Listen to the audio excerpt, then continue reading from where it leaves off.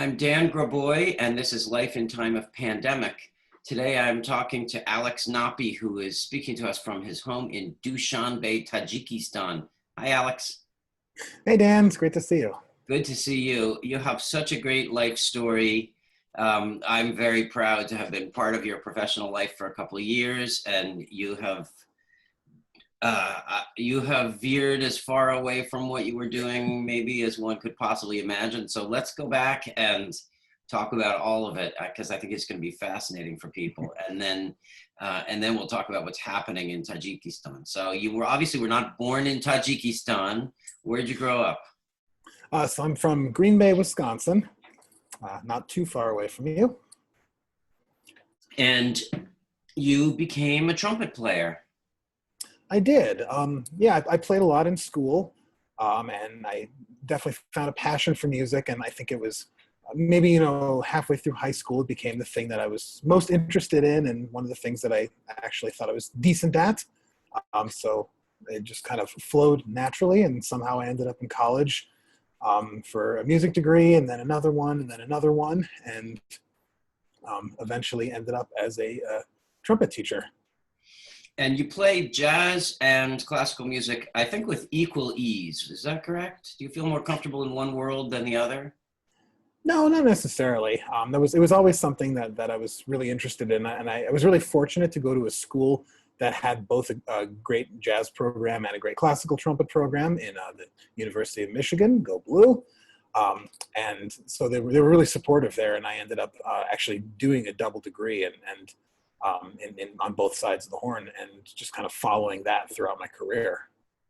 Some people who are watching this might not be musicians, and they might wonder, why are we making a big deal out of playing both jazz and classical music? Isn't music, which of course it is, it's all music.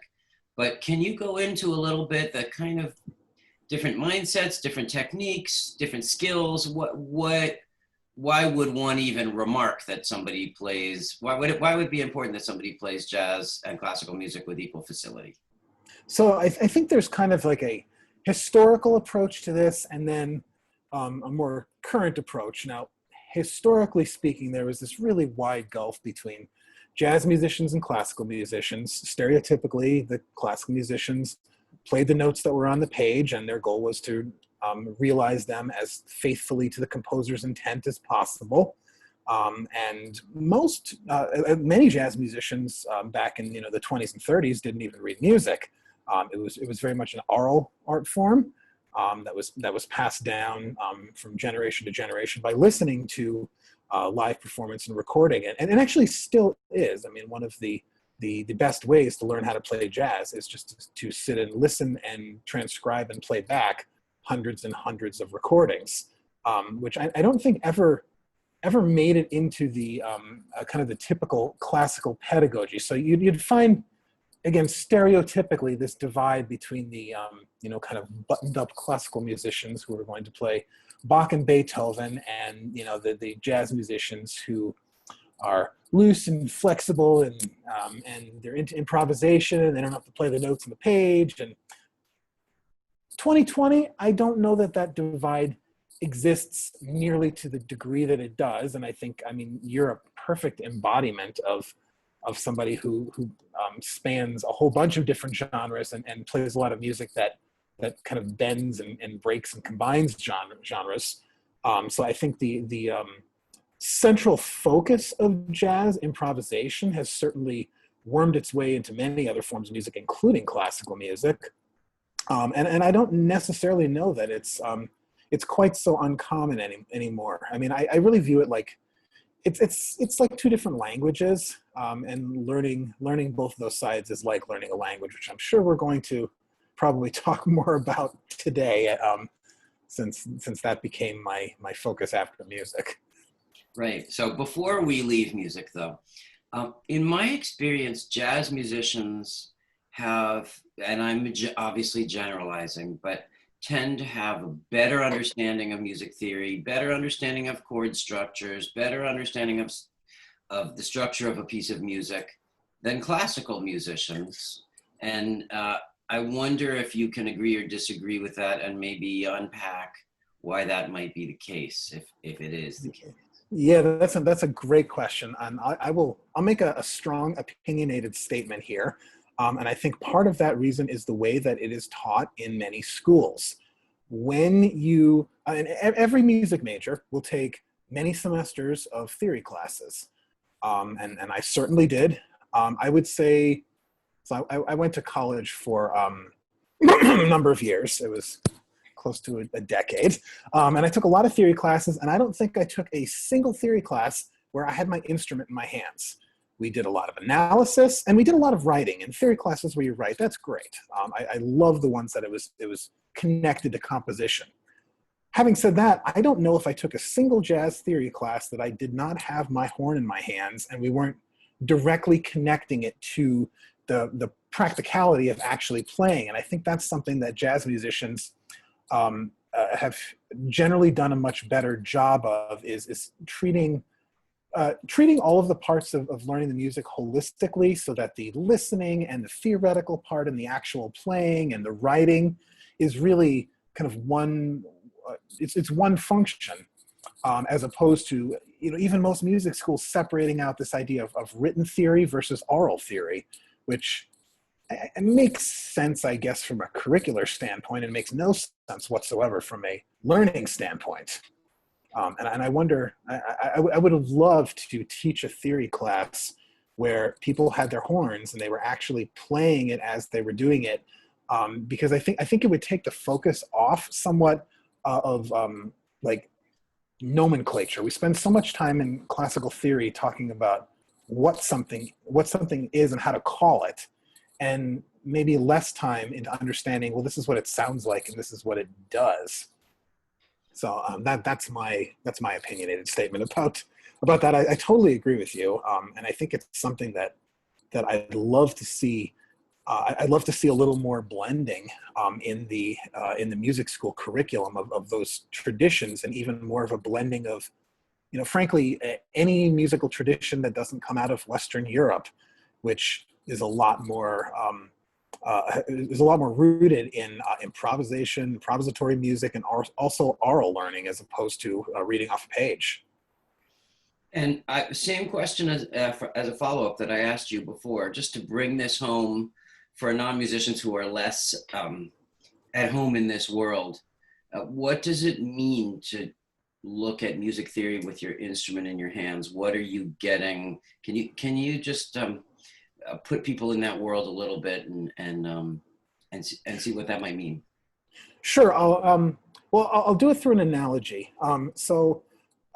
I have always had trouble learning history, in part because I have trouble placing things in context. I get, these long strings of this happened, and this happened, and then this happened, and it jumbles together in my mind. And it wasn't until I started teaching history classes that all of a sudden I started figuring out how to organize things, because I had no choice. I had to figure out a way to organize all of these events in order to deliver it back to my students. And so I started seeing things in more of a cause and effect sort of way. This leads to this, and this leads to this, and here's why, rather than just a list. And I think it's the same thing, to go back to the musical part of the analogy. I think it's the same thing there, that when you're actively playing the stuff that you're studying on paper, it's like a synesthesia kind of thing, where you're playing it, you're hearing it, you're seeing it, and all of your senses are combining to actually allow you to understand what's happening. So it's not so much you can look on paper and see that, oh, all right, Bach did this with this particular chord leading into this particular chord, and then he resolved it in this way, but you can hear it and you can understand why did he do that, and you can understand, there's definitely moments in music where you can see something leading somewhere, and some composers will like really slowly lead you there and then give you this catharsis. And some composers, I think Haydn is like the classic example of this, that will lead you there and then go somewhere totally different, or just completely throw a wrench in the works.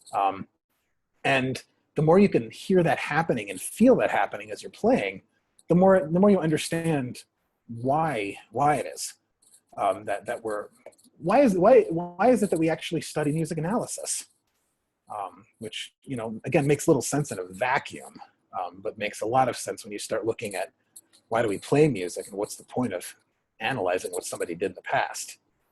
I love that description because it seems to me that listening to, say, the music of Bach, he leads somewhere and he shows you every possible way that you can lead there. And then listening to Mozart, he leads you there and then he tricks you. He throws in these little jokes and tricks and does it differently every time. And then, and then listening to Wagner, he leads you there, but he takes the very long route around until you can barely stand it anymore. And then finally he delivers it. And every composer has his or her different way of taking you to a place and either satisfying you or not satisfying you. And that's a great description of how music works in one way.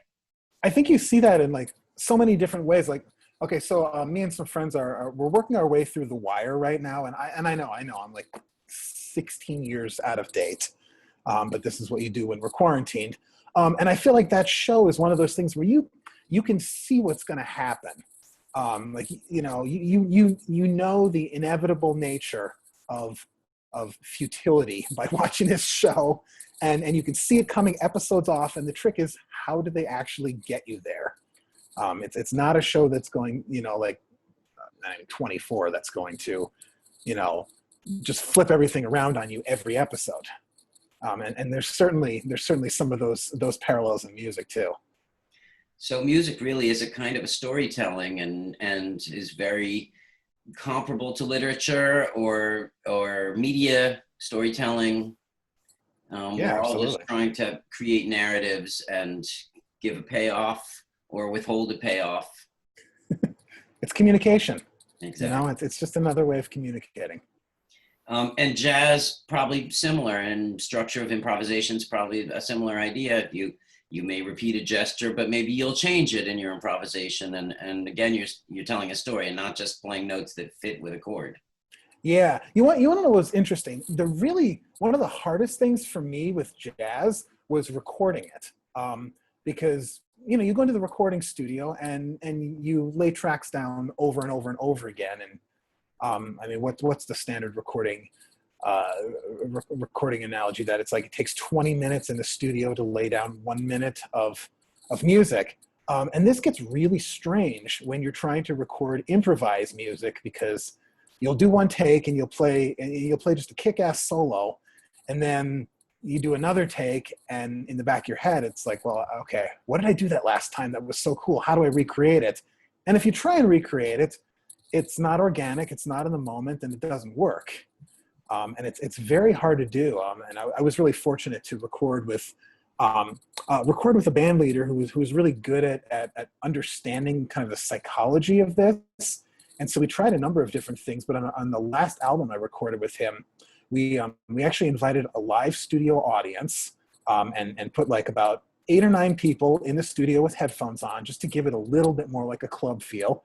And we recorded in 4 big sessions. We ran the entire album down, only stopping if somebody made like a glaring error on the melody or something. And we ran the set, took a break, ran the set again, came back the next day and did it 2 more times. And for the most part, tried to use as big of takes as possible, just going for that, again, that spontaneity that creates energy, that when it's too practiced and too studied, it doesn't feel right. So did you feel some frustrations with classical music as a recreative art, or did you find a way to turn it from a recreative to a creative art form? It was difficult at times. I mean, I definitely had, I had some parts, some times in my life when I was doing more of the freelance thing and going from gig to gig, and that definitely felt recreative. But there were a lot of moments. I mean, and probably one of the best of them was the time that I spent playing with you in the Wisconsin Brass Quintet, where we did a lot of things that were a little more improvisatory or just improvisatory feeling, where was less about faithfully recreating what was on the page, or faithfully recreating the way a composer had intended something to be played 400 years ago, and more trying to come up with, well, this is how we want this to sound, which could have changed from day to day. And so that was, that was really fascinating, and freeing and creative. So going back to your biography, and that I appreciate those nice words, and I value the same things in music. So going back, you went up all the way through a Doctor of Musical Arts degree, correct? I did, yeah. And so really an education up to the end, and a terminal degree, as we call it, which is a very unfortunate name. It And, is. and you landed a job in Boise, Idaho. Actually, that wasn't even my first job. Okay. Right out of school, I got a gig in Monroe, Louisiana. Okay, I've played there at Yeah. that university. Have you really? I have. There's a strangely well-endowed concert series there. Yes. And that's probably, I assume you played there with Meridian. Yeah. Yeah. So they can bring in like one big name artist every year. And that was actually really cool.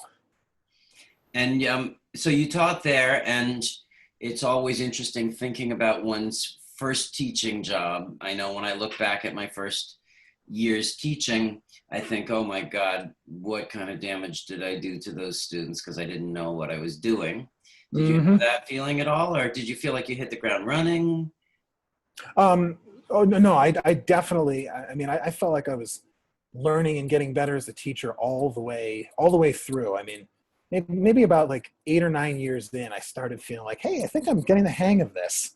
But I definitely had little idea what I was doing my first year. I know I had a lot of energy for the job, and I was willing to be creative and try some new stuff.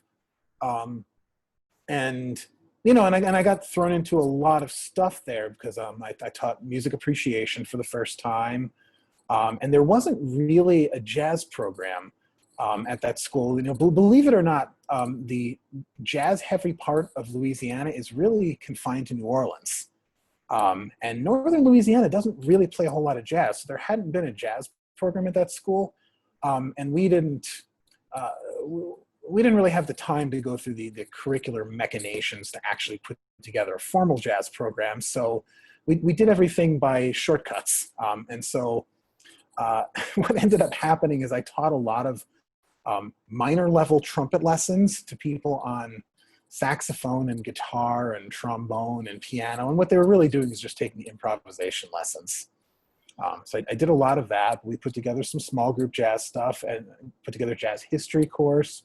And it was a great place to try out a whole bunch of different teaching ideas. It sounds like they made a great hire of a young and enthusiastic player with a lot of experience in different worlds. And it was a great place for you to start out as well, because you were seeding, SEED, seeding out ideas and preparing for what was to come. And so how long were you teaching there? I taught there for 3 years. And then you went on to Boise, is that correct?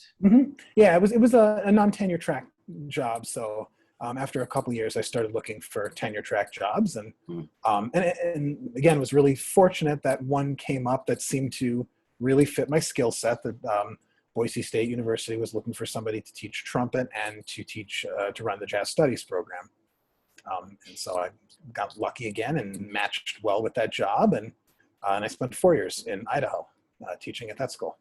And again, for the non-musicians who might be thinking, jazz studies program, what's different? Can't you just learn to play music? So what's in a jazz studies program? So what we did at Boise State, it looks a lot more like the classical side, where you're going to have large ensembles, so full jazz bands with 20 pieces or so, small ensembles that are 3 to 6 players. We have your improvisation classes, and that's essentially jazz theory, but with your horn in your hands. You'll do jazz history courses. What else did we do? It was important to me that people learned how to play the rhythm section instruments: piano, guitar, bass, and drums. And why are those called rhythm section instruments? A jazz group is made up of the rhythm section and the horns. Horns traditionally being trumpet, saxophone, trombone, and then these days just about anybody.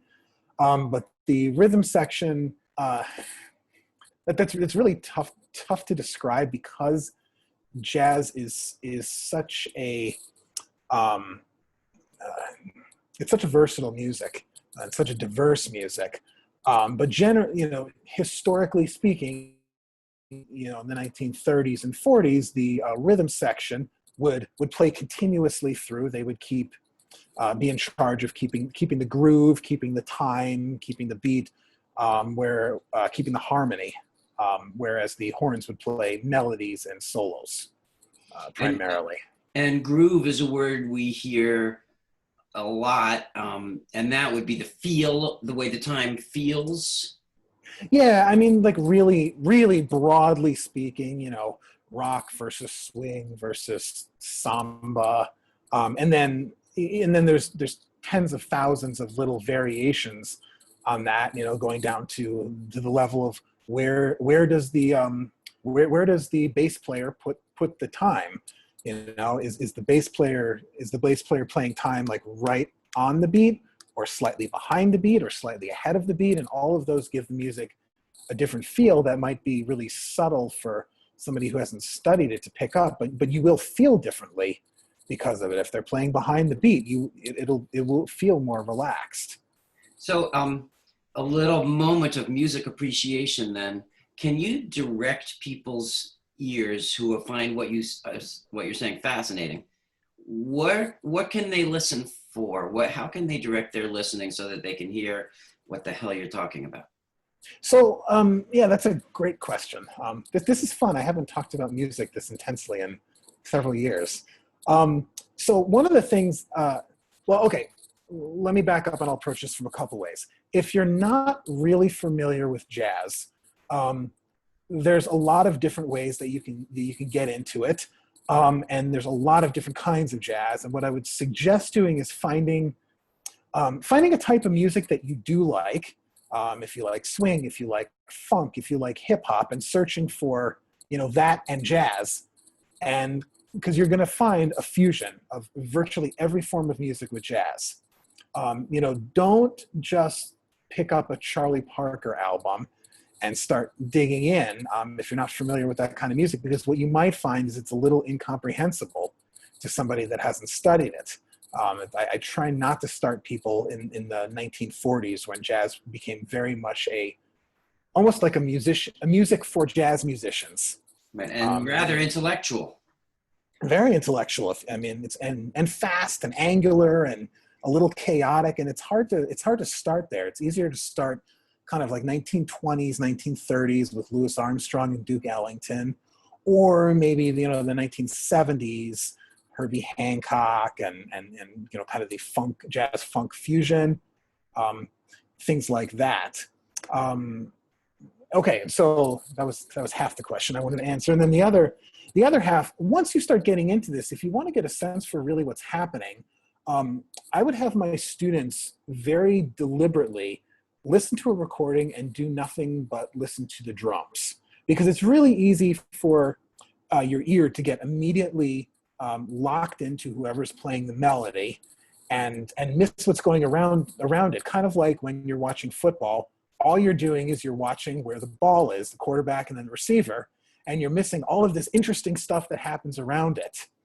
And you can do the same thing with a jazz recording. So focus only on the drums, or to get really specific, focus only on the ride cymbal or the hi-hat and listen to that. And then focus on the bass, and then focus on the piano. And I guarantee you'll hear all kinds of interesting stuff that you've never heard in this music when you're listening kind of listening for the forest rather than the trees. And then as you can kind of pull back and then just listen without any sort of focus, you'll start to understand what's happening a little better. Great, thanks so much. Okay, so let's go back to your bio. So you're at Boise State for about how long? 4 years. And then you come to UW-Madison and we become colleagues. Yeah, and then this job opened up back in my home state at at an amazing university, and you know, and I never honestly would have applied for a job like that because I didn't really think that that was I don't know. I wouldn't have pictured myself at a big university and a great music school like that. But I saw this job that you guys posted, and it seemed like it was written for me. You wanted somebody that played classical music and played jazz and had a strong background in brass quintet. And at that point, I had been playing in the quintet that I helped to found for about 9 years or so. And so I saw this job, and it was like, oh, this is perfect. I have to apply for this. And it was every bit as great as I thought it was going to be. Yeah, well, we loved having you also. And you didn't stay that long, though. And we had one rehearsal in, I think, was it toward the beginning of your second year, I think. It was right at the beginning, like the second week of school. Right. And so I'm going to set this up from my own point of view. And then I want you to fill in the details from your point of view. Yeah, you got it. You said to us, hey, could we meet before rehearsal next time for a half an hour and have a conversation? And we said, of course we could. And I thought, okay, Alex has been given a job offer at another school and he's going to be leaving, or he's maybe just wanting to let us know, hey, I'm applying for this other job. And you came and you delivered a shocking piece of news to us. And I think to your surprise, we said, that is absolutely fantastic. And we want to wish you the best of luck. And we think it's brilliant. And we were very positive about it. So now, without spilling what that news is, tell the story from your point of view. Okay, so and yes, you guys were amazing colleagues, and I was pretty nervous to talk to you guys in that moment, and we could tell. Yeah, and part of it was the timing was just absolutely horrific, and I knew that going in. So I think it's like I love music, and I love talking about it, and I love teaching it, and I think that hopefully should be somewhat apparent. But you know, for a while, I was starting to think about if there was other things that I wanted to do with my life. I felt like I had done a lot with music, and I'll tell you actually something else that I don't talk about very often with people. But I played the trumpet for probably over 20 years, and I don't know if at any point in those 20 years it ever felt totally comfortable. To perform. I'm always been a anxious performer. I've always felt a lot of stress over performance. And I think I've done a lot in you know, the years that I worked on this to either to mitigate it or to hide it really well. But the truth is it never went away. And I was kind of confronting, is this going to be the remainder of my professional life, that I'm always going to feel this stress over performing? And so it kind of led me to reevaluate my career a little bit. And to be honest, I get bored easily with things, and I like to move around and try new things. And I don't know if I ever intended on staying with music as a career for my whole life. So some point, maybe about halfway through my time at Boise State, I started thinking about if there were other things that I wanted to do. And unfortunately, I ran right into this brick wall of a guy with 4 music degrees and not really any qualifications for anything else. That was pretty unfortunate. I really did not want to go back for any more school after all those years in school. It was enough. But I kept looking, and I'm a little bit of an insomniac, so I did a lot of 2 a.m. Googling and reading some books and things like that. And eventually I couldn't really settle on anything or really find anything that grabbed me. And so I started trying to think about what are the things that I'm interested in, and what are the qualities of a career that I might want.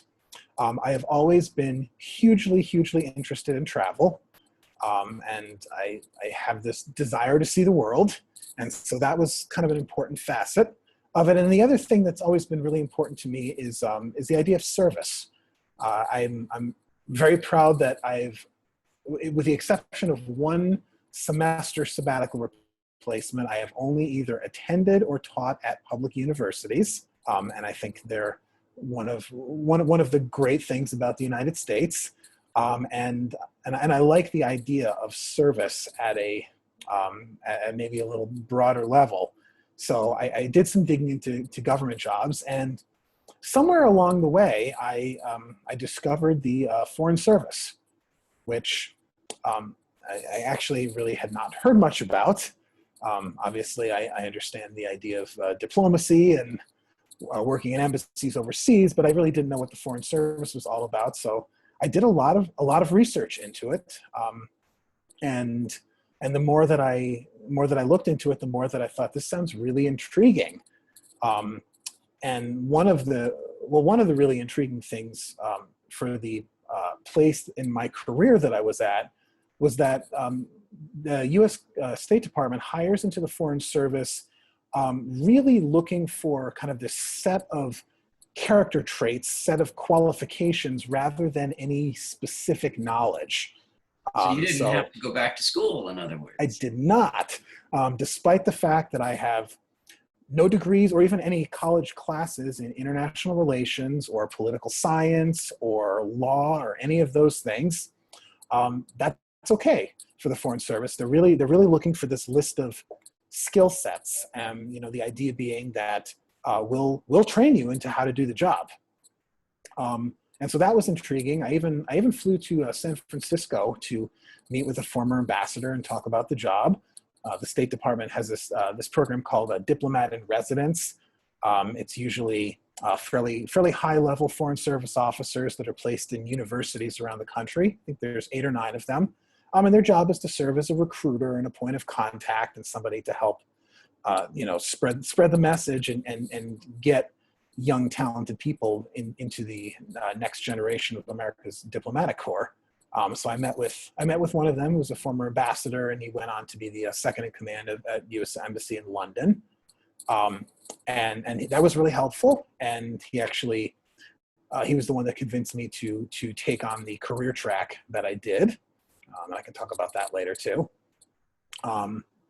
So the process of getting hired by the Foreign Service is really insanely long.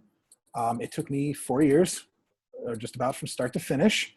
And it's incredibly competitive. Actually, probably even more so than getting a job as a trumpet teacher at a university, which also seems really competitive. And so I figured I may as well try it and see what happens, and I'll probably fail out of the process somewhere along the way. And that's okay, and see if I like it. And it turns out I actually did make it through the process. And if that's interesting, I certainly can talk more about that. But that kind of leads me up to 4 years of tests and interviews and security clearance and medical clearance and then almost 18 months of just sitting around while the federal government was in a hiring freeze. And they made me a very shocking out of the blue offer somewhere around September 15th. Like right after we'd started the semester, and the letter said, we'd like to invite you to join the 196th class of Foreign Service officers that starts in Washington, D.C. on October 30th. And so I had very, very little time, and that's one of the reasons that I really dreaded this conversation with you guys. Was I had no choice but to leave in the middle of the semester if I accepted this offer. And they also, am I right, gave you a very narrow window of time after which you needed to respond. 48 hours. Yes. I called. So how'd you make the decision? I knew. How'd you make the decision? It was really tough. It was incredibly tough. In part because I really did enjoy. I loved living in Madison. My colleagues were amazing. My students were amazing. It was a really cool job. And I went back and forth for 47 hours and 30 minutes. And I think what what did it for me was the realization that if I don't do this now, I'm probably not going to, and that I might regret for the rest of my life. And I figured this, I was 35 years old. That's probably a good time to take a flying leap and see what happens and see if I enjoy it. And if not, I'll retool and find something else to do. So I made that decision, and then I kind of slept on it and wanted to see what I thought. And the next morning I was still glad I had decided that way. And I haven't had any regrets since. So then you had to tell us about it. Right. You were nervous. Hopefully you perceived that our happiness for you was real and that it was going to be okay as far as leaving your current job. Yeah, you guys were amazing. And that made me feel way better about everything. Good. So, and in case anybody's worried, we did find somebody else in short time, and so it all worked out fine on our end as well. It worked out very well. So what were your next steps? You had to pack up, and I remember going over to your house. Those were the days when we could go over to each other's houses. Right. And it was empty. And what did you do? Yeah, so the everybody goes to Washington for kind of the introductory training course, the Foreign Service basic training, if it were, which is called A100, named after the room in the State Department 80 years or so ago where they used to hold this course. It's in a much nicer location now out of the basement. And so I was in training with about 80 other people, and we did like a month and a half of very intense training into what the Foreign Service life was going to be like, how to diplomat, in very broad strokes, and some of the specific job skills training that we would need. The most fun part about the A100 course is, of course, Flag Day, where everyone finds out where they're going. So I think it was the first week of the course. We all got a list. You get your bid list, and there were maybe 90 or so different embassies and consulates around the world on there, and you had to go through and rank every single one of them, whether it was a high preference, medium preference, or low preference for you. And you had a couple weeks to do that, and then you give the bid list back, and it goes into this mysterious decision-making machine that a group of officers will decide who to send where. A lot of it has to do with language skills, and if I speak French, and there's a post in Haiti that needs somebody right away, I'm going there. If I speak French and there's a post in Haiti that needs somebody in 9 months, they won't send me there because they're going to use that 9 months to train somebody to speak French and Haitian Creole. If I could jump in here with a question, and then going with the narrative. Your life became very focused on music in high school. Mm-hmm. And then you went through this pipeline, this narrow pipeline of 12 years of college and post-college education. Yeah. And then you went into a job and another job and another job. So you were being shot through this narrow fire hose of career. And all of a sudden, the world map is opened up to you and you're asked, where do you want to go? Mm-hmm. What's that feel like? I mean, that's so hard to imagine one's world changing so suddenly. I felt very out of place for a while. I will absolutely admit there were a lot of people in my class, and I have the best class in the world. I really do. I still talk with the people in that class very regularly. Almost every day I'm talking to somebody, and we became really, really close friends. But a lot of them had prior federal service. A lot of them had prior experience with the State Department. There were a number of Peace Corps volunteers. There were a number of military people with military experience, lots of lawyers, some people that had worked on the Hill, somebody that had worked on the National Security Council, and a trumpet player. And that definitely felt like an entirely different world for me. And what I kept telling myself is, okay, I need to get through this opening part, get through the training, and get through the 6 months at my embassy. And I will start to feel like I belong. And that absolutely was the case. I definitely feel much more like an actual Foreign Service officer at this point than I did then. But to answer your question about the bid list, it's an amazing feeling to get this list we had close to 30 different countries on it. There are some places that obviously there were a lot of positions in the same embassy or consulate, and they tend to be pretty heavily clustered in the places that we have a lot of consulates, like China and Mexico. But I think there was almost 30 countries represented all over the world on every continent except Oceania and Antarctica, obviously. And so you could, the State Department has this huge resource center of where you can do research into these posts, into the city and country, and people leave reviews and they send videos, and there's reams of information. So lots of us spent plenty of time doing that, and that absolutely dominated everybody's conversation for several weeks. And your 2 a.m. Googling probably went into overdrive. Oh yeah, and absolutely. And then everybody spent 3 weeks being really nervous about where they were going to get sent. The dread for everybody is you're going to get assigned to a post that you bid low on. And I was really fortunate. I looked at the list and was like, okay, send me wherever you want. What I knew is I wanted a language. I wanted to learn a language. So most of my low bids were the posts that spoke English. So just because I wanted to try and force the issue. And very few people get those. I don't think there was anybody in my class. And I was fortunate to get one of my top couple choices, which was really exciting. And I ended up actually getting to work in my career track on my first tour, which is highly unusual. So most foreign service officers, we can talk about this for hours probably. So definitely cut me off if I'm expounding too much, because it's super interesting. So every foreign service officer will have to do at least one tour as a consular officer, which is one of our most important functions. Consular officers do work on visa interviews, both immigrant visas and various non-immigrant visas.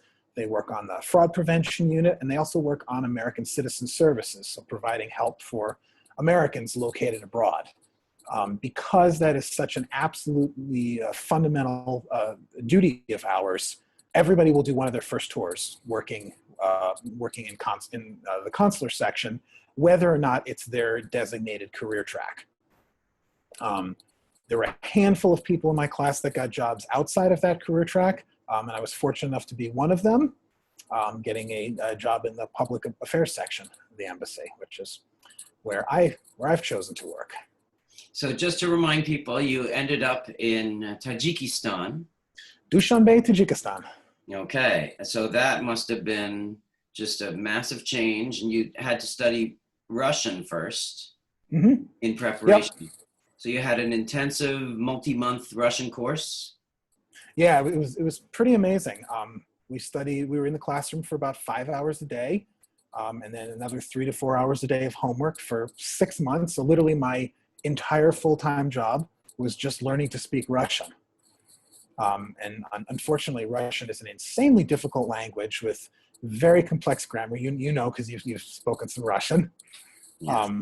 So very 6 months, 6 months is not nearly enough time to feel even remotely comfortable in Russian, but that's where we're working from. And I still take a lesson. Actually, right now, I've been taking Russian lessons every day to continue improving. And earlier today, I ran through several hundred vocab words, and that's about the only way you can continue getting better. I'm using my musical practice skills to try and improve my language.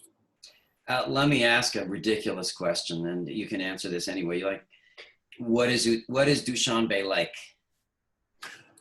Okay, so Tajikistan is, of course, it's a former Soviet country. And And it's a what very where what, we're Americans, so we don't know where anything is. yeah, good point. Good So point. what are the countries that surround Tajikistan? Okay, so Tajikistan is both further south and further east than you might think. So we're bordered by Kyrgyzstan on the north, Uzbekistan on the west, Afghanistan in the south, and actually China in the east.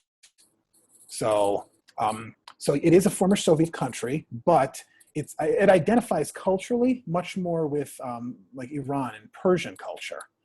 In fact, the language Tajik really is Persian Farsi.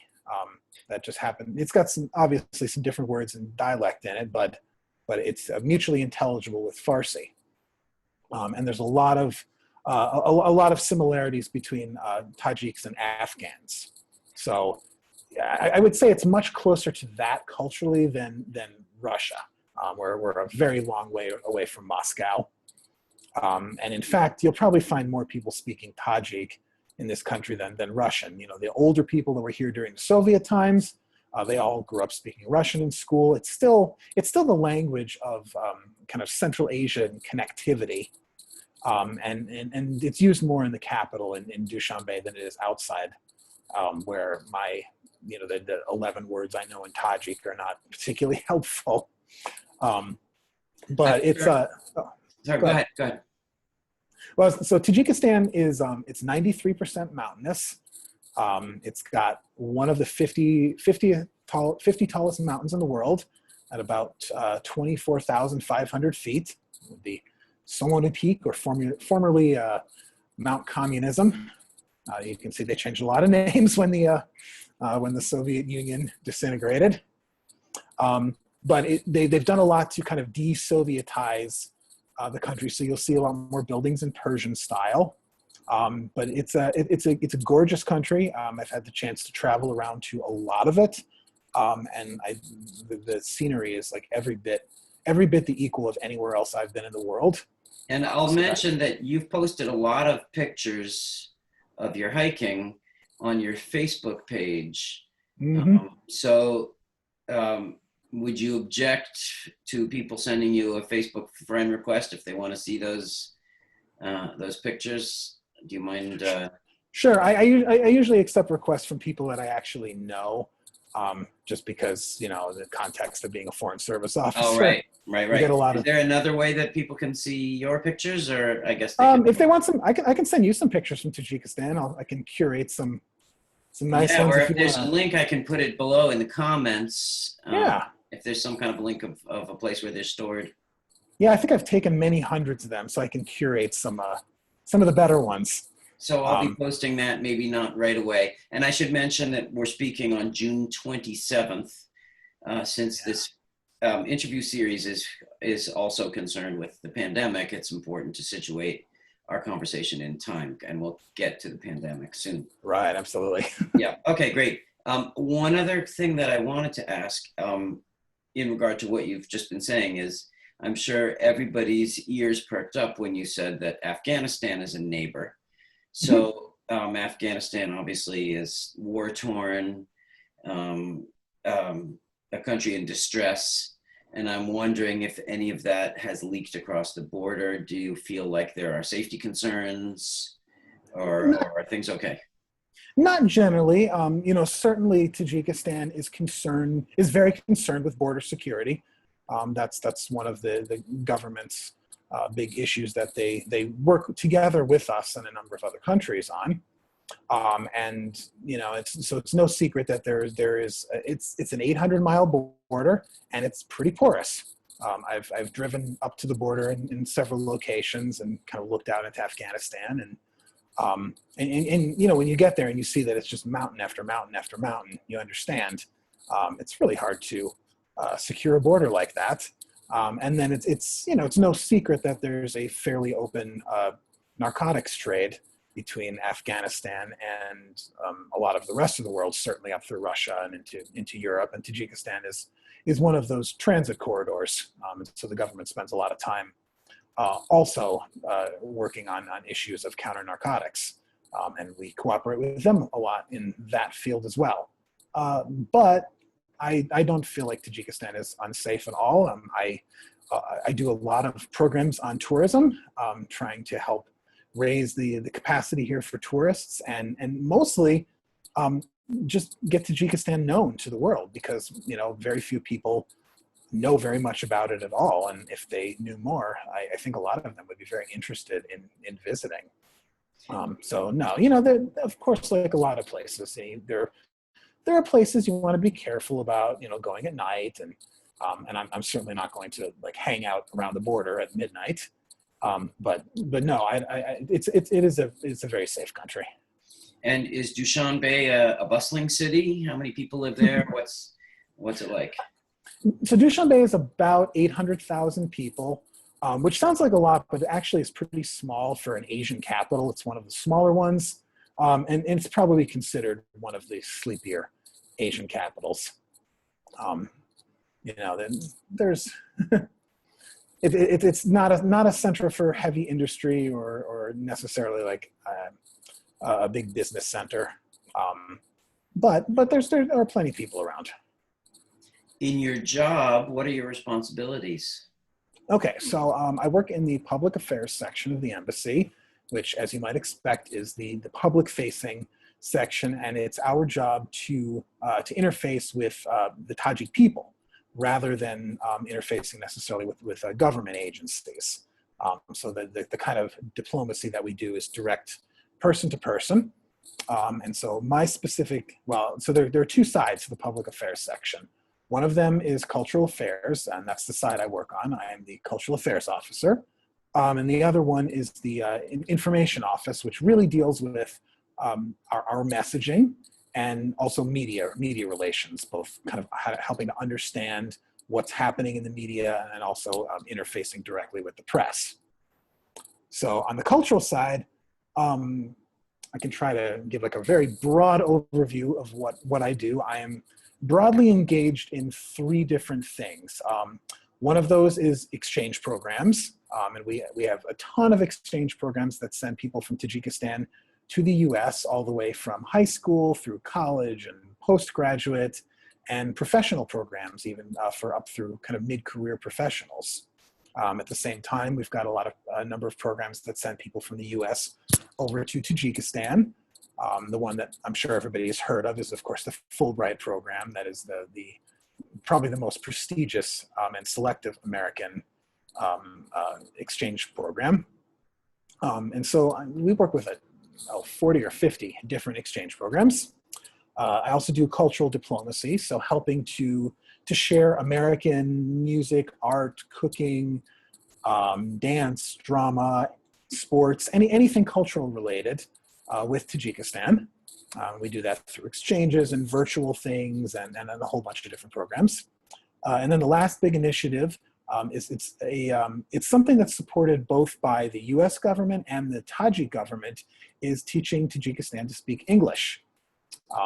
And so we run a ton of programs like that, given that English is the language of international business and international commerce.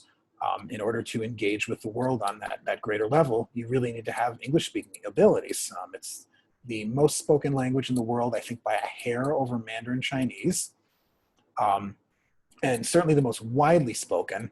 And the Tajik government recognizes that. So in addition to wanting everybody to, of course, speak great Tajik, they want people to speak Russian as the language of Central Asia, the common language of the former Soviet countries, and English as the global language. So we run tons and tons of English teaching programs, both teaching it directly to students and professionals. We also do a lot of teacher training and capacity building. We do curriculum development. We do networking programs. We interface with the Ministry of Education. So it's really like a whole approach, whole country approach. And that's kind of the broad strokes of what I do. Sounds like a fascinating job. But it does bring us to the COVID-19 pandemic, because so many of the things that you just were discussing with cultural exchange, travel, international business have been severely curtailed, to say the least, with the pandemic. Yeah. So are you involved with any kind of coping with the pandemic, with helping with the pandemic? Do you feel shut down? What's going on over that? I mean, we think of I think of the pandemic as me in Madison, and then what's happening in Florida, and here we are, the other side of the world. Take us over there. Yeah, yeah, it's just devastating, unfortunately, because we have all of these great programs that we're ready to launch, and the vast majority of them are all postponed or on hold, or some of them have actually been canceled. We acted really quickly. Long before the pandemic officially came to Tajikistan, which wasn't actually until the end of April, but we decided things were starting to get dangerous much earlier. And one of the first things we did is we had all of our Fulbrighters in the country and all of our American exchange students in the country, and we sent them all home pretty abruptly. And then that of course is devastating, because they do so much here in this country. We've got English teaching assistants and English language fellows and a Fulbright scholar and a Fulbright researcher, and they're all doing really wonderful work, and they're very much being ambassadors, small a ambassadors of American culture. And having to put them on a plane really curtailed a lot of our programming. At the same time, we also had a lot of exchange students in the U.S. who were both them and their families were really struggling to get reunited. This is one of the tough things about a pandemic like this, is it's hard to be a long way away from your family, especially with air travel shut down. And so we were actually able to bring back almost all of our exchange students on a flight a couple months ago. It was a huge undertaking and kind of amazing experience, but we got them all back in the country, including almost 40 high school students, and reunited with their families. Yes. And what's it like in the streets? Are people masked? Is there a lot of illness? Are people scared? It hit Tajikistan very hard. There was a lot of illness here. The country started to open things up again, maybe a couple weeks, almost 2 weeks ago. They opened up restaurants and markets, and I think we're very closely watching to see if that leads to a spike in cases as it's done in the U.S. and as we actually see in some of the other Central Asian countries, Kazakhstan in particular, after they open things up. So we're watching that really closely. It's sometimes hard to tell exactly what's happening. Tajikistan is a developing country. Unfortunately, it's the poorest country in Central Asia, and so the healthcare systems have had to get up to the task of dealing with a global pandemic very quickly. And they've done that in large part due to a lot of help by international partners, including USAID, who's given quite a bit of help, but also other neighboring countries and organizations like the World Bank have all helped with improving capacity and improving access to equipment and getting supplies like masks and PPE over here. So they're working to get better in the same way that everybody else in the world is rapidly scaling up to deal with the global pandemic. But it's been tough. The U.S. mission, of course, because we are such a long way from home, getting sick is just generally a little more devastating than if you're there with your family. So we are really working overtime to prevent illness in our embassy community. So we've been pretty locked down. I've been on telework for over 3 months now, and so I'm here in my office, in my living room, where I spend most days, and I spend a lot of time on Zoom calls like this. Fortunately, so because the internet in Tajikistan is not great, I've actually paid extra for souped up internet so I can deal with all these calls. But we typically don't put the video on for a lot of our calls, which is great, because I take it on my phone, I put my phone in my pocket, and I pace around my apartment. And it's a rare day that I'm not putting in 10 or more kilometers just walking through my apartment. So it's, yeah, we're pretty locked down. And I expect we will continue to be until we really have a sense that things are safe. We're being extra cautious here, probably more so than most of the rest of the country. Good, that's good. As we wrap things up, I'm just curious. So you're just a year into, no, you're 6 months into your tour in Tajikistan. Is that right?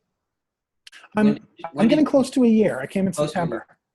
So have you had time to look back and consider whether this crazy trajectory of your life is making sense to you?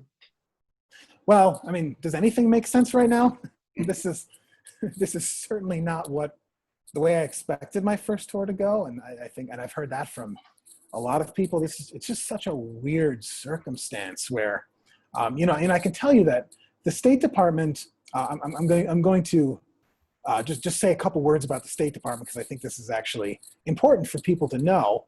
One of our most important, most sacred missions is taking care of Americans in trouble abroad.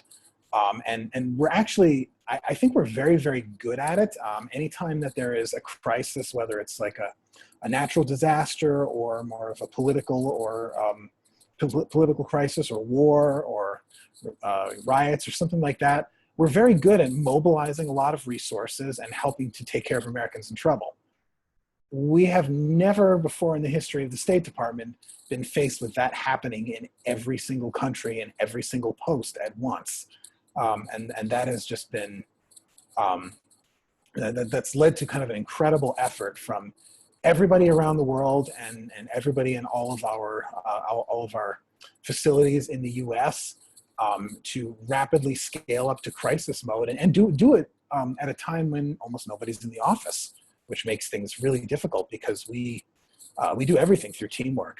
It's one of the things that I love about this career is we are so team focused that I'm really fortunate to work with a group of 3 American officers and 15 Tajik staff members in our public affairs section, and I haven't seen most of them in months, and it's really hard. We talk on the phone all the time, but it's just not good enough. And I miss that casual interaction or the way I can just lean away from my desk and ask a question of somebody who's done this for 20 years and knows everything about the country. It makes it really tough. So I like your term casual interaction. I think that so many of our interactions now are like this. They've become formalized. You set a time, you have a conversation over video, and we need casual interaction. And it's hard for diplomacy too, because as you might imagine, diplomacy, the art of diplomacy is definitely small c conservative. It changes slowly, and there's a lot of traditions that go back many, many, many decades. Like even the idea of traditional diplomatic communication, written communication, is called a cable, dating back to the days where you would actually cable it under the sea. And obviously we don't do that anymore, but it's still called a cable. And so diplomatic meetings tend to be kind of the way you might imagine them. They're formalized. Somebody will give an opening statement. It'll be interpreted into the other language. Somebody will respond. That'll be interpreted. We go back and forth, often repeating the same points multiple times. And at the end, shake hands and maybe exchange gifts. And it's hard to do the diplomatic protocol when you're over Zoom, especially in a country that really has never before done video conferencing at any appreciative level. So the Tajiks have had to learn how to do this too, and it's really interesting to see the use of the internet and the use of tools like this just growing every day. That there now are Tajik government agencies that are conducting meetings over video conferencing that never would have done that before. But it makes it tough because a lot of diplomacy is being able to be in the same room with your interlocutor and pick up on the nuance of their speech and read their body language and try to make a connection with a contact that I might have for several years. and that's really hard to do.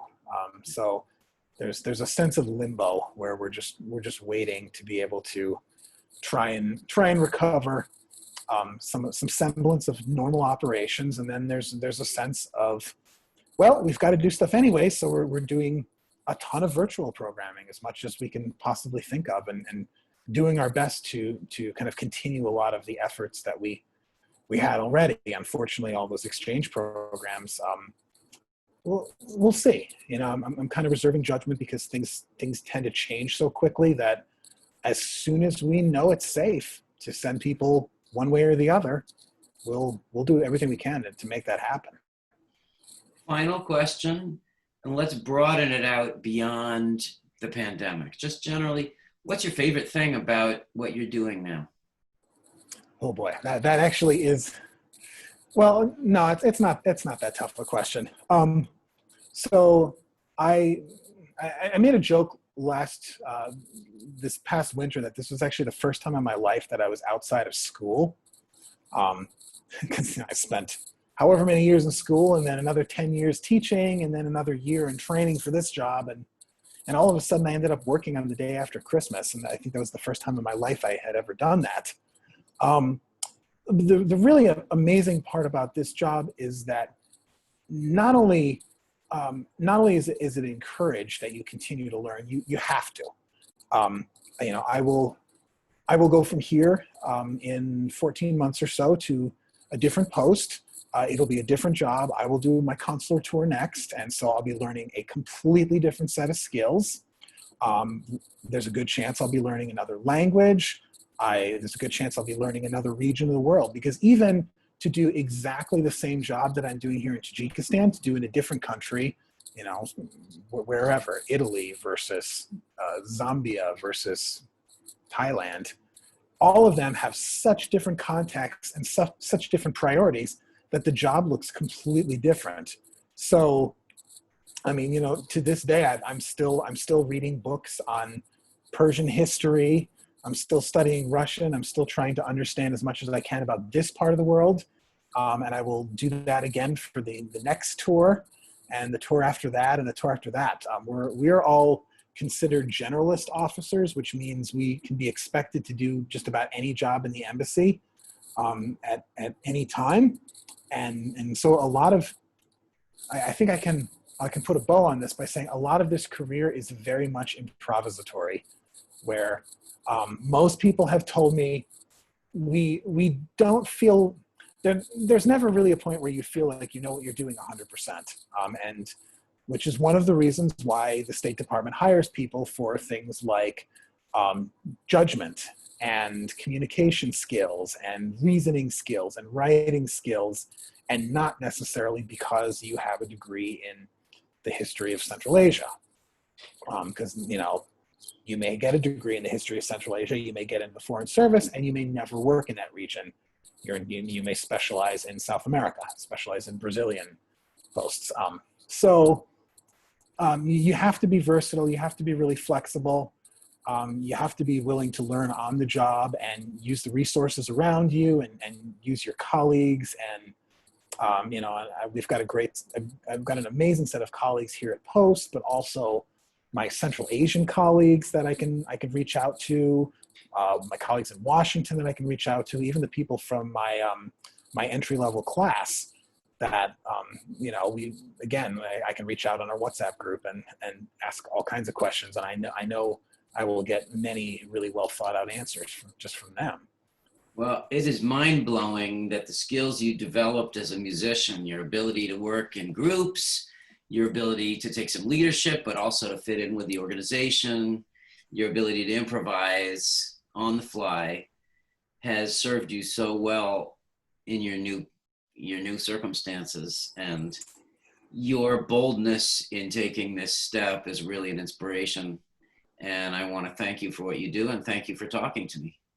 Thank you. This was really fun to talk with you. Likewise. Bye-bye. Take care.